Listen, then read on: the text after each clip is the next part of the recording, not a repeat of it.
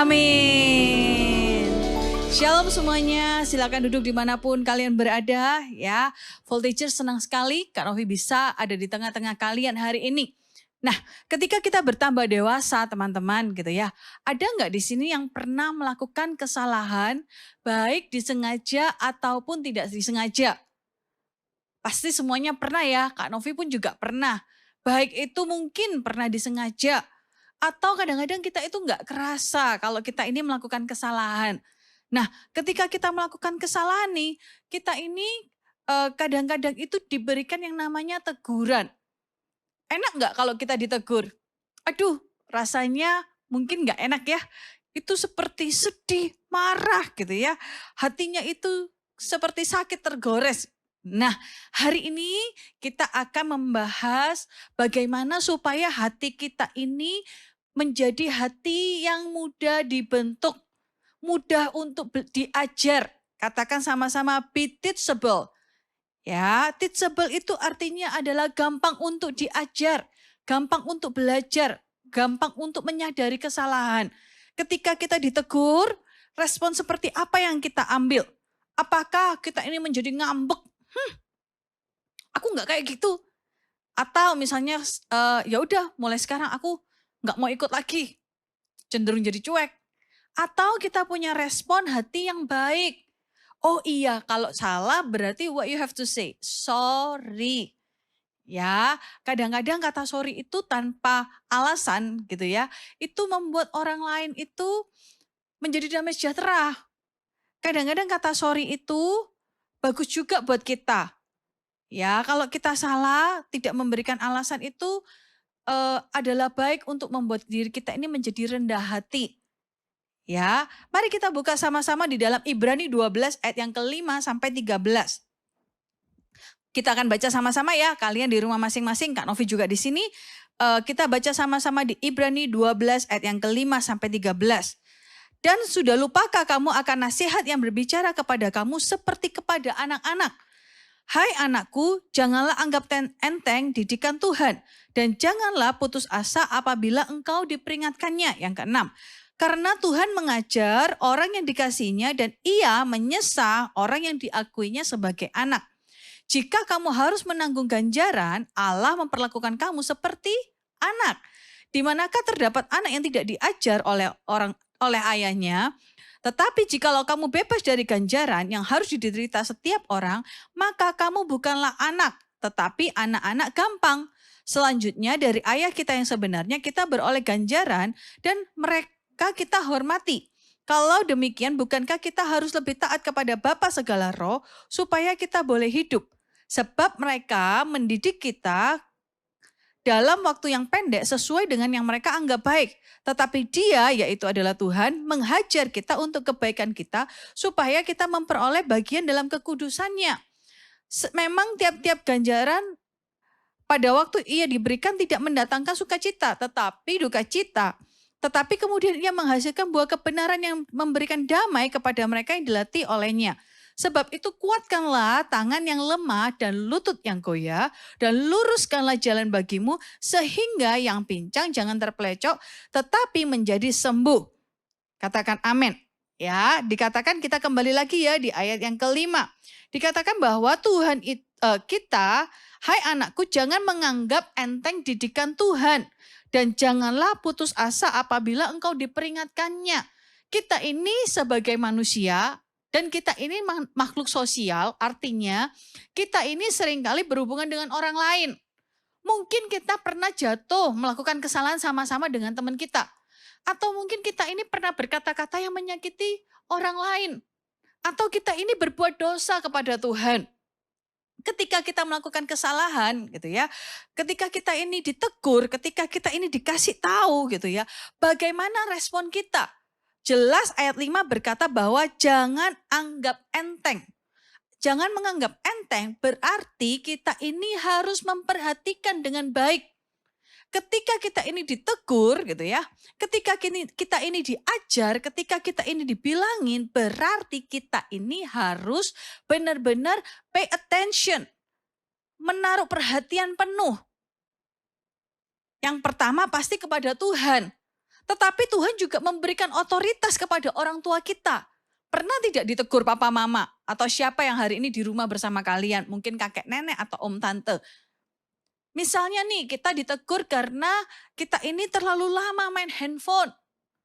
Rasanya itu ya kalau zaman sekarang ya, ketinggalan yang lain nggak apa-apa, asal handphonenya jangan ketinggalan. Ketinggalan dompet nggak apa-apa gitu ya, ketinggalan buku pelajaran mungkin nggak apa-apa, yang penting HP-nya jangan ketinggalan. Rasanya itu seperti di mana-mana dibawa ke kamar, makan juga lihat HP gitu ya, di toilet juga lihat HP, rasanya nggak bisa lepas.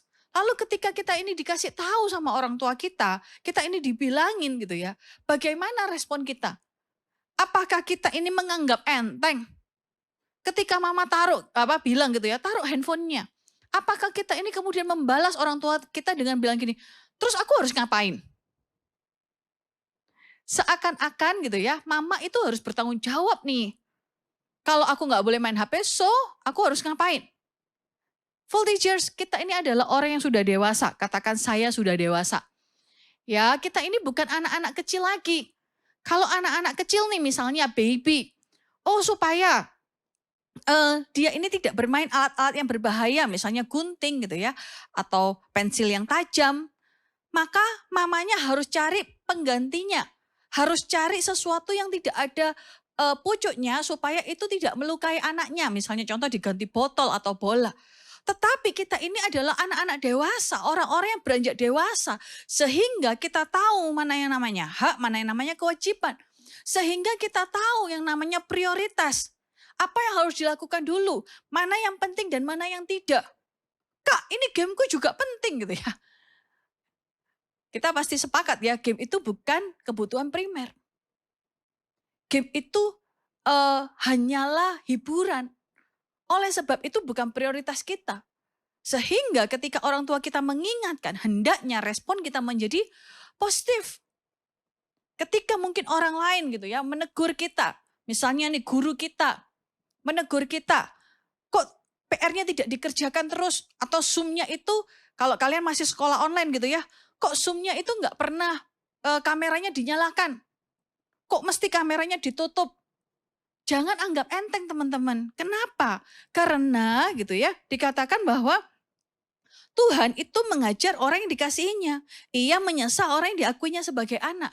Kalau Tuhan dan orang tua kita dan guru kita dan orang-orang yang lebih dewasa dari kita itu menegur kita.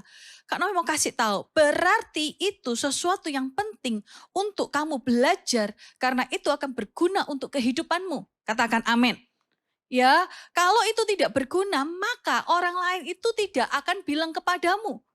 Tidak akan menyuruhmu. Tidak akan menasehatimu. Kenapa? Karena itu nggak penting. Tetapi kalau itu penting gitu ya, maka itu harus diberitahukan. Sama seperti gitu ya, ketika orang tua kasih tahu anaknya. Kenapa? Karena anaknya itu hanya melihat dunia yang sempit. Tetapi papa mama sudah melihat dunia yang lebih luas. Sehingga mereka tahu mana yang penting dan mana yang tidak penting. Makanya mereka bisa menasehati. Kenapa mereka menasehati? Mungkin papa mama sudah pernah gitu ya, jatuh atau merasakan lubang yang sama. Mungkin gitu ya, dulu orang tua kita belajar bahwa kalau kita nggak belajar sungguh-sungguh, maka kita bisa nggak naik kelas. Sehingga mereka kepingin kita menjadi generasi yang lebih baik. Sehingga mereka ingin kita ini mencapai pendidikan yang lebih baik. Setiap orang tua itu pasti kepingin anaknya itu jauh lebih luar biasa daripada dirinya. Tidak ada orang tua yang punya cita-cita gitu ya. Anakku besok harus lebih miskin dari aku. Nggak ada. Semua kepingin agar generasi berikutnya itu selalu lebih sukses. Selalu lebih berhasil.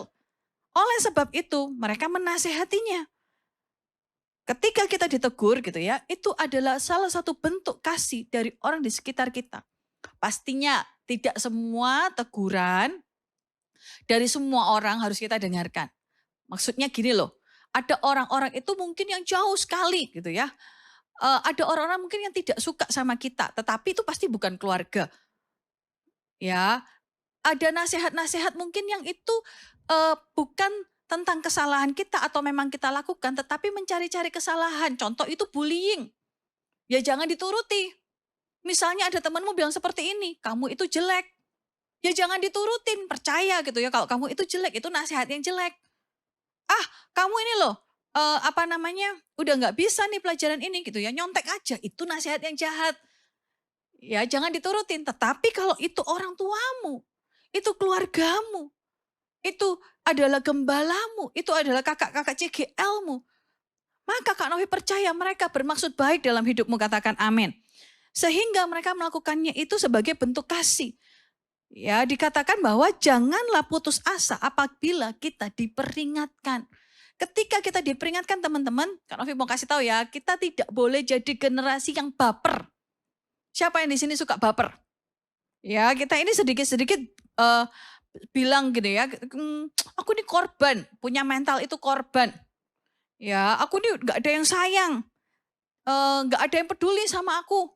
Semua yang tak lakukan salah, itu namanya baper. Ya, orang yang baper itu tidak bisa menerima teguran. Sehingga orang lain kapan-kapan gak mau kasih tahu lagi. Kenapa? Karena ketika dikasih tahu udah gak didengerin, justru gitu ya, malah memukul diri. Ketika kita dinasehati, hendaknya kita ini punya cara pandang yang benar. Orang itu tidak benci sama kita. Orang itu kepingin kita itu jadi pribadi yang lebih baik. Katakan amin. Ya, ketika kita ini ditegur orang tua kita itu ingin supaya kita ini belajar sesuatu yang baru. Ya, jangan diambil cuman negatifnya aja. Mama papa nggak bolehin aku lihat HP. Mereka pasti pilih kasih. Guruku ini ya, apa namanya, kalau misalnya gitu, kok aku aja yang ditegur, kok temanku nggak ditegur gitu ya. Kita selalu iri, selalu bandingkan diri dengan orang lain. Kenapa orang lain nggak dimarahin, aku dimarahin. Ketika kita punya hati yang seperti itu, maka kita ini jadi anak-anak gampang. Seperti yang dikatakan di firman Tuhan. Karena percaya, teman-teman, di hari-hari ke depan itu tidak akan semakin ringan. Kalau kita menjadi anak-anak yang gampang itu gampang menyerah, gampang putus asa, maka kamu tidak akan cukup kuat untuk menghadapi masa depan. Kenapa? Karena orang bertambah dewasa itu tantangannya semakin besar. Masalahnya ujian hidupnya itu bukan lagi seperti anak-anak kecil. Oleh sebab itu kamu harus menjadi kuat, katakan amin. Kuat itu maksudnya apa? Cepat belajar, cepat beradaptasi. Kalau kamu tahu bahwa itu dosa, cepat bangkit dari dosamu. Kalau firman Tuhan itu mengingatkanmu bahwa lewat khotbah, lewat saat teduh bersama, mungkin gitu ya, lewat saat teduh pribadimu, maka cepat-cepatlah bertobat. Kalau misalnya gitu ya, kamu dinasihati sesuatu gitu ya, dan itu kamu memang melakukan kesalahan, contoh gitu ya, ayo rapikan tempat sepatumu. Dengan segera kamu rapikan. Maka gitu ya, Kak Novi percaya kalau kita setia di perkara kecil, Tuhan akan percayakan kamu perkara yang besar, katakan amin. Ya, ketika kita ini belajar gitu, ketika kita ini diberikan teguran memang tidak enak. Buktinya di firman Tuhan aja dibilang seperti ini. Ya, memang ayat yang ke-11 ya. Memang tiap-tiap ganjaran pada waktu ia diberikan tidak mendatangkan sukacita, melainkan duka cita. Ya, orang yang ditegur itu mungkin gitu ya, kelihatannya, oh iya nggak apa-apa ditegur, oh iya. Tetapi di dalam hatinya gitu ya, mungkin dia kaget. Mungkin gitu ya, dia ini terkejut atau sedih sebenarnya ditegur. Makanya teman-teman hati-hati ya kalau tegur temennya, kasih tahu temennya itu juga harus hati-hati, pelan-pelan ngomongnya. Tetapi kalau memang salah dan perlu ditegur, katakan supaya dia tidak binasa. Atau kalau misalnya kita nih, ditegur, tetapi mungkin gitu ya, orang tua atau teman-teman kita itu nggak tahu cara negur. Tiba-tiba di depan orang kita ditegur gitu, aduh kita jadi malu. Dikatakan bahwa memang teguran itu mendatangkan duka cita pada waktu itu. Tapi tidak berhenti sampai di sana. Dikatakan bahwa tetapi kemudian ia menghasilkan buah kebenaran. Kalau ketika ditegur itu responnya benar, maka ia akan melakukan kebenaran sebagai buahnya, yaitu memberikan damai kepada mereka. Orang yang ditegur itu ketika pertamanya aduh kaget gitu ya, aduh harusnya aku nggak melakukan ini. Pernah nggak menyesal seperti itu? Kak Novi pernah gitu ya. Ketika dulu masih sekolah nih gitu ya, Kak Novi ini ada satu pelajaran yang Kak Novi itu nggak ngerti sama sekali gitu ya. Ini susah sekali lebih dari matematika. Matematika itu susah menurut Kak Novi. Tapi ada yang lebih susah, yaitu adalah pelajaran seni musik. Ya, Kak Novi ini nggak ngerti karena waktu itu disuruh gambar seperti garis gitar itu loh. Lalu disuruh kasih titik-titik itu misalnya contoh kunci C itu apa aja titiknya itu disuruh kasih titik. Kak Novi nggak ngerti nih, ini apa yang harus dititiki gitu ya. Lalu Kak Novi ini sangat takut gitu karena nggak bisa semua. Aduh gimana ya gitu ya. Gimana ya caranya gitu ya. Kak Novi ini sangat takut juga untuk mau nyontek gitu ya. Tapi karena teman-teman lain itu waktu itu ya masih sekolah SMP kalau nggak salah gitu ya. Waktu itu teman-teman udah mulai saling mencontek. Kak Novi mulai pernah tergoda waktu itu. Tapi belum sampai kejadian gitu ya. Kak Novi itu baru hanya gini ya, baru sekedar gini bergerak gitu ya. Belum apa-apa. Teman-teman lain itu udah contekan itu pakai penggaris, pakai apa gitu ya. Nah, Kak Novi itu baru cuman sekedar mencondongkan badan gini. Tiba-tiba gitu ya. Gurunya Kak Novi itu dari depan itu ya ke tengah. Itu Kak Novi nggak tahu sih. Itu Kak Novi atau teman-teman yang lain yang ditegur gitu ya. Tapi dia bilang gini, kamu gitu ya. Wih sambil melotot matanya. Kak Novi kaget. Dan karena Kak Novi ini takut gitu ya. Jadi takut sekali kalau mau nyontek itu takut gitu. Gemeter, lebih baik gak usah nyontek daripada gemeter gitu ya. Waktu itu ketika ditegur kamu gitu ya. Aduh itu dari aliran atas sampai aliran bawah itu tiba-tiba dredeg. Gitu ya. Takut sekali. Novi takut kalau misalnya gitu ya tambah kertas ulangannya diambil gimana. Aduh hari itu Kak Novi nggak bisa melanjutkan seharian itu ya. Kak Novi jadi kepikiran. Lalu Kak Novi itu jadi stres sehari itu. Kak Novi merasa seperti aduh gimana ya. Sampai Kak Novi akhirnya sekali itu karena nggak tahan gitu ya. Kak Novi itu telepon papanya Kak Novi. Karena waktu itu papa kerja di luar kota. Lalu Kak Novi itu nangis. Lucu ya. Belum nyontek gitu ya. Tapi udah kena tegur duluan. Lalu Kak Novi nangis. Novi bilang, "Pak, maaf ya Pak," gitu. Kak Novi itu menyesal karena Kak Novi itu kok nyontek gitu ya. Lalu Kak Novi nangis, lalu papanya Kak Novi bilang, "Ada apa?" "Tadi itu ulangannya nggak bisa," gitu ya. Terus, "Tapi belum ngapa-ngapain," gitu ya. Jadi takut duluan. Lalu setelah itu papanya Kak Novi bilang gini, "Ya udah lain kali belajar ya, jangan nyontek lagi. Ayo berusaha," gitu ya. Langsung Kak Novi itu jadi lega. Dan Kak Novi belajar sejak hari itu gitu ya. Kak Novi itu berlatih lebih keras. Seandainya enggak bisa pun Kak Novi tidak gitu ya, tidak berusaha untuk mencari jawaban. Ya, dikatakan bahwa hari itu kaget gitu ya, duka cita. Tetapi setelah itu damai sejahtera. Kak Novi bilang untung waktu itu diingatkan sebelum terjadi apa-apa. Sebelum kecanduan mencontek gitu ya. Untung belum apa-apa itu udah diingatkan dulu sama Tuhan. Puji Tuhan.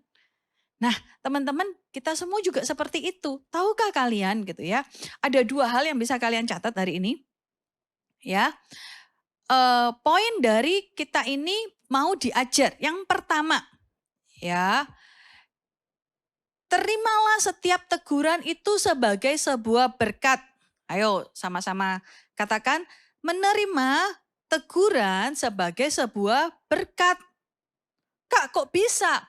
Kita buka ya ayatnya ya di Amsal 15 ayat yang ke-31 sampai 32. Amsal 15 ayat yang ke-31 sampai 32. Kita baca sama-sama ya. Orang yang mengarahkan telinga kepada teguran yang membawa kepada kehidupan akan tinggal di tengah orang-orang yang bijak, di tengah-tengah orang bijak. Siapa yang mengabaikan didikan membuang dirinya sendiri. Tapi siapa yang mendengarkan teguran beroleh akal budi, katakan amin. Ya, jadi kalau misalnya kita itu menerima teguran, kita itu menerima berkat. Kenapa gitu ya? Karena kalau kita itu ditegur dan kita itu punya respon yang baik, kita ini akan tinggal di tengah orang-orang yang bijak. Ya, tetapi kalau kita ini mengabaikan, meremehkan ketika kita ditegur gitu ya, ia membuang dirinya sendiri. Orang yang meremehkan, tidak mendengarkan tegurannya gitu ya, ia ini membuat dirinya ini masuk gitu ya ke dalam apa? Ke dalam kehidupan yang gitu ya. Mungkin suatu harinya bakal gagal. Contoh nih misalnya ya. kalian sekolah kan? Ketika sekolah nih baru masuk kelas berapa? 6 gitu ya. Nah, kalian diingatkan sama papa mama, ayo belajar yang rajin. Gitu ya. Ah, papa mama gampang, sekolahnya online kok. Kan bisa buka buku. Oke, lalu berikutnya diingetin lagi nih. Ayo, udah tengah semester, mau ujian, ayo belajar. Gitu ya. Papa mama ini nggak usah lah belajar. Gampang kok, gampang gitu ya. Loh, kamu ayo dinyalakan di on cam. Kalau sekolah, nggak usah. Gurunya juga nggak tahu kok aku off cam. Lalu kemudian bapaknya mengingatkan lagi gitu ya. Ayo belajar gitu kan. Nggak perlu gitu kan. Nggak usah. Tiba-tiba satu hari terima rapot gitu ya. Karena dia itu nggak pernah sekolah dengan benar, tidak mengerjakan tugas, tidak belajar ya. Akhirnya apa yang terjadi? Tidak naik kelas. Ia membuang hidupnya. Yang harusnya itu naik kelas terus, sekolahnya bagus, jadi tidak naik kelas. Sehingga apa? Ada satu masa di hidupnya itu, dia harus tinggal kelas. Kalau orang yang tinggal kelas ini kemudian rajin belajar, ada nggak? Ada. Kemudian dia jadi pandai sekali, ada nggak? Ada. Dia memperbaiki hidupnya. Tapi ada juga orang yang setelah tinggal kelas, itu tinggal terus kelas berikutnya. Kenapa? Karena udah nggak punya semangat untuk belajar. Oleh sebab itu teman-teman, kalau kita ini dikasih teguran, diingatkan, berarti kita ini diberkati, katakan amin. Kalau ada gembalamu atau kakak-kakak Eagle Kids di kotamu, menegurmu, mengingatkanmu, ayo udah lama lo nggak CG. Lo itu mereka mengasihimu. Supaya hidupmu tidak terhilang. Coba bayangkan kalau mereka tidak mengingatkanmu. Maka kamu lama-lama nggak CG, tiba-tiba terhilang. Ketika terhilang gitu ya, kamu jatuh dalam dosa. Susah untuk memulai sekali lagi. Akhirnya apa yang terjadi? Upah dosa adalah maut. Tapi kalau hari itu kita ditegur, diingatkan, oh iya ya aku kok lama gak CG ya atau ibadah. Aku datang lagi, aku coba semangat lagi. Kak Novi percaya, meskipun mungkin awalnya malas. Tapi karena dipaksa untuk sesuatu yang baik untuk dirimu. Maka itu akan menjadi kebiasaan yang baik, katakan amin. Ya, jadi ayo ketika kita ditegur, ingat meskipun sakit gitu ya. Tapi ingat itu untuk kebaikan kita semua. Ya, itu untuk kebaikanmu. Kalau Kak Novi ditegur itu juga untuk kebaikan Kak Novi. Supaya kita jadi lebih baik, katakan amin. Berikutnya, poin yang pertama apa? Menerima teguran adalah sebuah berkat. Poin yang kedua gitu ya. Mau berubah jadi lebih baik. Punya kemauan untuk berubah jadi lebih baik. Ya, punya tekad. Apa sih tekad? Tekad itu dorongan. Ya, jangan hidup itu mengalir saja. Itu yang menyebabkan kita ini nggak semangat ketika kita dikasih teguran. Itu yang membuat kita itu suka marah-marah kalau dikasih teguran. Orang yang rajin gitu ya, orang yang semangat sekolahnya gitu ya. Ketika dia mulai malas, dikasih teguran, maka dia akan menjadi semangat lagi.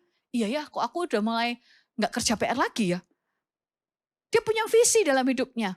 Sehingga apa? Dia nggak jadi malas lagi. Dia berubah jadi lebih baik. Tapi orang yang ketika terima teguran itu meremehkan gitu ya, maka dia itu tidak punya semangat untuk jadi lebih baik. Kalau teman-teman, Kak Novi tanya sama kalian ya, kalau misalnya nih, kalian umur 10 atau 11 atau 12 tahun, dari masih muda aja udah nggak punya semangat nih untuk menjadi lebih baik, menjadi pribadi yang baik. Bagaimana ketika kita besar nanti? Apakah kita mau menjadi orang yang tidak baik? Pasti nggak mau kan? Oleh sebab itu latih dirimu. Ya, jangan meremehkan didikan. Meskipun awalnya nggak enak. Meskipun gitu ya, kamu mungkin pertama-tamanya malu nih. Satu ketika di ibadah, ketika onsite, lalu kakak-kakak Eagle Kids-nya berkata, siapa yang engkau hari ini jatuh dalam dosa atau hidup dalam dosa? Kamu merasa dirimu itu kamu. Angkat tanganmu. Aduh, dalam hati kamu mungkin berpikir, aku angkat tangan gak ya? Aku angkat tangan ya? Aduh, nanti kalau aku angkat tangan nanti gimana kalau temanku tahu aku punya dosa itu? Tapi hari itu ketika Roh Kudus berbicara bahwa it's you, itu kamu gitu ya. Rendahkan hatimu untuk mengangkat tangan. Ya, rendahkan hatimu. Kenapa? Karena Tuhan itu suka dengan orang itu yang mau berusaha lebih baik. Ketika kamu angkat tangan, apakah hidupmu berubah langsung? Belum tentu. Mungkin masih butuh proses. Gak berubah. Tetapi ada yang satu yang berubah, yaitu adalah niatnya. Ya, satu ada dorongan kepengen berubah. Ketika kamu angkat tangan, kamu deklarasikan. Gitu ya. Pada roh jahat. Bahwa aku ini bukan sekutumu lagi. Kepada kecanduanmu. Kalau kamu bilang aku mau berhenti, stop main game berlebihan, angkat tangan gitu ya. Kamu itu bilang pada kecanduanmu. Aku ini adalah milik Kristus. Ampuni aku Tuhan mulai hari ini gitu ya. Bantu aku supaya aku tidak lagi kecanduan game. Itu loh maksudnya. Sehingga apa? Ketika kamu punya niat untuk berubah lebih baik. Karena percaya gitu ya. Niatnya dulu. Setelah itu Tuhan akan menuntunmu untuk mengalami perubahan hidup. Katakan amin. Ya. Sekarang kita akan melihat ada satu tokoh di Alkitab itu menarik sekali nih. Kita buka dalam Lukas 22 ayat yang ke-24 sampai 34. Ya. Lukas 22 ayat yang ke-24 sampai 34. Oke. Nah, perikopnya itu adalah Petrus menyangkal Tuhan Yesus. Siapa yang di sini nggak tahu Petrus? Pasti semuanya tahu ya. Petrus adalah murid Tuhan Yesus. Dan Petrus ini seperti kepala dari semua murid-muridnya Tuhan Yesus. Satu ketika Petrus itu bertanya, siapa Tuhan? Gitu ya. Siapa Tuhan? Orang yang menyerahkan engkau gitu ya. Wah, Petrus nih kepingin belain Tuhan Yesus. Katanya Tuhan Yesus itu kan bakal mati nih. Siapa gitu ya? Petrus itu mau mau belain Tuhan Yesus. Tapi gitu ya, waktu itu Tuhan Yesus itu jelas berkata ya, penetapan perjamuan makan malam. Nih ya. Ayat 22 kita baca ya. Ayat yang ke-24 sampai 34. Ya. Terjadilah pertengkaran di antara murid-murid Yesus. Siapakah yang dianggap terbesar di antara mereka? Mereka tanya nih. Tuhan Yesus siapa yang terbesar? Lalu Yesus jawab kepada mereka. Raja-raja bangsa-bangsa memerintah rakyat mereka dan orang-orang yang menjalankan kuasa atas mereka disebut pelindung-pelindung. Tetapi kamu tidaklah demikian, melainkan yang terbesar adalah menjadi apa? Yang menjadi sebagai yang paling muda dan pemimpin sebagai pelayan. Sebab siapakah yang lebih besar, yang duduk makan atau yang melayani? Bukankah dia yang duduk makan? Tetapi aku ada di tengah-tengah kamu sebagai pelayan. Kamulah yang tetap tinggal bersama-sama dengan aku dalam masa pencobaan yang aku alami. Aku menentukan hak-hak kerajaan bagi kamu sama seperti Bapakku menentukannya bagiku. Bahwa kamu akan makan dan minum semeja dengan aku di dalam kerajaanku dan kamu akan duduk di atas tahta untuk menghakimi ke-12 suku Israel. Oke. Lalu Yesus berkata seperti ini kepada Petrus ya. Simon, Simon, lihat iblis telah menuntut untuk menampi kamu seperti gandum. Tetapi aku telah berdoa untuk engkau supaya imanmu jangan gugur. Dan jikalau engkau sudah insaf, kuatkanlah saudara-saudaramu. Jawab Petrus nih cinta Tuhan. Orangnya tapi berapi-api gitu ya. Jawab Yesus, Tuhan, aku bersedia masuk penjara dan mati bersama-sama dengan engkau. Wow ya. Tetapi Yesus berkata, aku berkata kepadamu Petrus, hari ini ayam tidak akan berkokok sebelum engkau 3 kali menyangkal bahwa engkau mengenal aku. Ya, dikatakan bahwa ayam itu tidak akan berkokok sebelum engkau 3 kali menyangkal aku. Artinya apa? Petrus menyangkal gitu ya. Lalu kemudian ayam berkokok. Petrus nggak ngerti waktu itu gitu ya. Ketika Petrus itu bilang, Tuhan, hari ini Tuhan, aku akan masuk penjara. Gitu ya.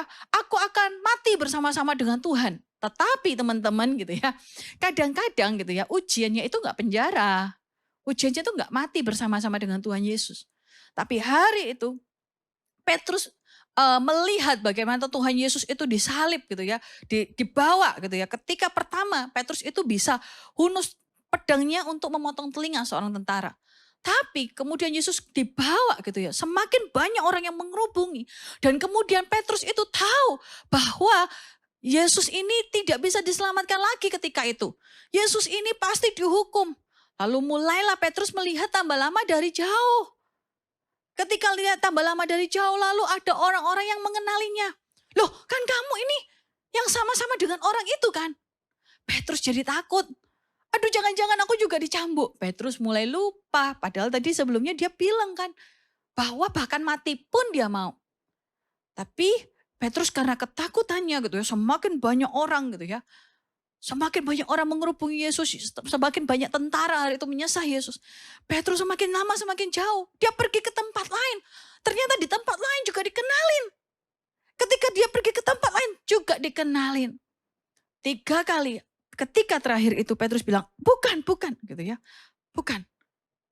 Ketiga kali lalu ayam berkokok. Di sanalah Petrus ingat apa yang Yesus katakan. Di sana dia mengerti yang tadi belum sampai 24 jam Yesus katakan. Ayam tidak akan berkokok sebelum Petrus menyangkal Yesus 3 kali. Petrus apa yang dikatakan? Menyesal. Ketika Petrus menyesal gitu ya. Petrus itu kemudian apa yang dilakukan? Petrus menyesal tapi beda. Tahu nggak bedanya Petrus sama Yudas? Petrus dan Yudas itu sama-sama melakukan kesalahan. Yudas menjual Tuhan Yesus. Petrus menyangkal Tuhan Yesus. Tapi tahu enggak bedanya Petrus itu apa? Petrus itu sadar. Petrus itu mau berubah. Petrus tahu dia itu dikasihi. Petrus tahu dia itu anak. Petrus tahu bahwa ketika Yesus berkata seperti itu bukan lahir dari hati Yesus yang membenci Petrus. Mengutuki bukan. Tapi lahir daripada hati Yesus yang dikatakan bahwa Petrus, nanti kalau kamu insaf ya, kalau kamu sudah sadar, sadarkanlah saudara-saudaramu. Petrus tahu dia dikasihi. Dia adalah bagian dari Yesus. Dan Yesus adalah bagian dari hidupnya. Sehingga apa? Ketika ayam berkokok itu, dia tidak memikirkan sesuatu yang jahat. Tapi dia menarik diri, dia menangis. Dia menyesal. Dia minta ampun. Mungkin hari itu Yesusnya itu nggak ada sama-sama dengan dia secara fisik. Tapi Kak Noe percaya, hari itu Petrus itu bertobat. Buktinya apa? Buktinya setelah itu kalau kalian baca, Petrus itu menjadi rasul yang luar biasa. Setelah Yesus terangkat lebih ke surga gitu ya. Wah, Petrus itu semakin luar biasa. Semakin menyala-nyala untuk memenangkan jiwa-jiwa. Beda dengan Yudas. Ya, ketika Yudas menjual Tuhan Yesus. Yudas itu menyesal juga sama menyesalnya. Kok bisa tahu menyesal? Ya, buktinya apa? Yudas itu tidak pakai uangnya untuk berfoya-foya. Tapi Yudas pakai uangnya untuk beli tanah. Tapi tanahnya pun itu jadi terkutuk. Karena Yudas memutuskan untuk bunuh diri di tempat itu. Teman-teman, ada 2 orang. Ya, ada 2 orang. Yang pertama meresponi teguran dengan baik. Tapi yang satunya, padahal Yesus pun itu kan percaya ketika Yudas menyesal, Pak. Yesus pun itu pasti mengampuni. Tapi Yudas punya pikirannya sendiri. Ingat ya tadi dikatakan ya orang yang meremehkan didikan. Dia itu punya pikirannya sendiri. Yudas itu berkali-kali sebelumnya itu sudah diperingatkan. Tapi dia selalu dengan pikirannya sendiri. Ketika ingat nggak ada wanita yang membasuh kaki Yesus dengan rambutnya dan pakai minyak yang mahal. Yudas bilang apa? Kan lebih baik untuk anak miskin gitu ya. Orang-orang miskin. Buat apa minyak yang mahal itu dipecahkan di kaki? Yudas selalu punya pikirannya sendiri. Ketika itu Yesus pun sudah menegur. Aku tidak akan selalu bersama-sama dengan kamu. Tapi Yudas itu nggak ngerti. Kenapa? Karena Yudas itu meremehkan didikan. Ketika Yesus berkata-kata, Yudas itu tidak mendengarkan. Dia punya pikirannya sendiri. Kalau hari ini kita dikasih teguran dan kita punya pikirannya kita sendiri. Maka ingat ya tadi kata Alkitab ya. Kita membuang diri kita sendiri. Tapi Petrus tidak. Ketika ayam itu berkokok, dia ingat. Oh iya ya. Dia bukan cuma ingat, Petrus, ayam makan berkokok kalau kamu sudah menyangkali 3 kali. Enggak, tapi Kak Noe percaya dia ingat yang ada di atasnya. Dia bilang, ayat yang ke-32 ya, tetapi aku telah berdoa untuk engkau. Petrus ingat, Yesus bilang, Yesus berdoa untuk Petrus. Supaya apa? Imannya tidak akan gugur. Dan engkau, jika engkau sudah insyaf, berarti Yesus itu tahu. Petrus itu melakukan kesalahan, tapi Petrus ini ketika ditegur akan jadi insyaf. Akan bertobat. Petrus tahu tujuan hidupnya, dia masih harus menguatkan saudara-saudaranya. Oleh sebab itu dia tidak gugur imannya. Dia tahu bahwa Yesus menaruh harapan. Tapi Yudas tidak pernah tahu bagaimana harapan Yesus terhadap dirinya. Kenapa? Karena dia terus berpikir dengan pikirannya sendiri. Pilih mana? pilih jadi orang yang mungkin pernah melakukan kesalahan, tapi mulai hari ini mau berubah, gampang untuk diajar, atau jadi orang yang keras hati, bebal, sehingga tidak ada lagi orang yang bisa menasehatimu, lalu kamu akhirnya berpikir-pikir dengan pikiranmu, sehingga kamu frustasi dengan pikiranmu, dan kemudian apa? Kemudian dosa akan menyambutmu. Kesalahan yang mungkin hari ini kamu lakukan gitu ya. Ketika orang lain bilang, ayo minta ampun, bertobat. Kamu bilang, enggak bisa. Gitu ya. Kamu berkeras gitu ya, ayo bertobat pergi ke gereja. Enggak mau gitu kan. Ayo ikut ibadah orang, enggak mau. Ketika nanti suatu hari nanti gitu ya, kita menuai apa yang kita lakukan gitu ya. Kita menyesal.